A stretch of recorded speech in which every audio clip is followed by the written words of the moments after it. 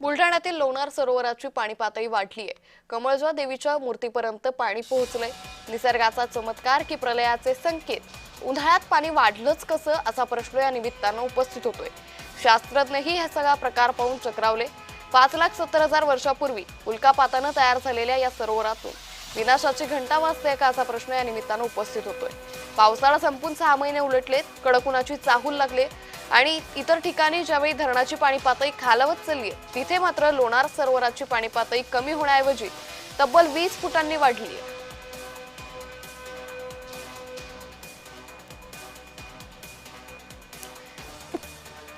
निसर्गानं दिलेल्या या जागतिक वारशाकडे दुर्लक्ष होत असताना आमचे प्रतिनिधी प्रफुल्ल खंदारे यांनी याचा आढावा घेण्याचा प्रयत्न केलाय, पाहूया।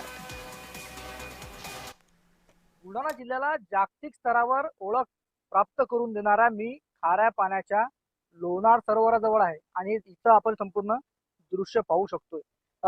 सातत्यानं या लोणारच्या सरोवराच्या पाणी पातळीमध्ये वाढ होते आणि पाणी पातळीत वाढ झाल्याने या क्षार जे आहे या लोणार सरोवरातील पाण्यातील ते सातत्याने कमी होतात। त्यामुळे आता जीवसृष्टी जी आहे या पाण्यामध्ये मोठ्या प्रमाणात वाढलेली आहे। मात्र वाढलेली पाण्याची पातळी, निर्माण झालेली जीवसृष्टी काही पर्यावरणीय धोके या ठिकाणी विषत्तर करत नाहीये ना, असा एक प्रश्न जो आहे तो सर्वसामान्यांना सातत्याने भेडसावत आहे। साधारणपणे पावसाळा जो आहे सप्टेंबर महिन्यामध्ये संपला, त्यानंतर 4 महिन्याचा हिवाळाही गेला, आता उन्हाळा लागून तब्बल 2 महिने झाले, तरी देखील लोणार सरोवराच्या या पाणी पातळीमध्ये काही घट व्हायचं नाव घेत नाहीये। कमळाचा मातेचं मंदिर आहे, अनेक पुराणामध्ये, पद्मपुराणामध्ये, या ठिकाणी स्कंद पुराणामध्ये या लोणार सरोवराचा उल्लेख आहे। मात्र या लोणार सरोवराचं आता अस्तित्व धोक्यात आलंय खरं, मात्र सातत्याने वाढत असलेली पाण्याची पातळी काही धोक्याची घंटा तर नाहीये ना, असा एक प्रश्न या निमित्ताने उपस्थित झालाय।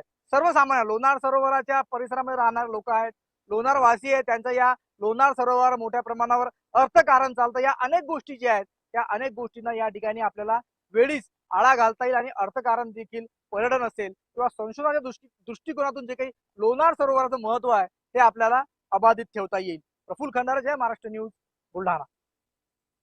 आमची जी आस्था आहे, आमची कमळजाई त्यांचं जे मंदिर हे पाणी पातळी वाढल्यामुळे बुडते ते बुडू नये यासाठी आम्ही सर्व तरुणांनी एकत्र येऊन शहरात साखळी उपोषणाच्या माध्यमातून उपोषण चालवलं होतं। ते उपोषण गेले अनेक दिवस चाललं। त्यापूर्वीला आम्ही गेले 28 जानेवारीला लोणार शहर बंदची पुकार दिली होती। तोही बंद हे बऱ्यापैकी हे झालं।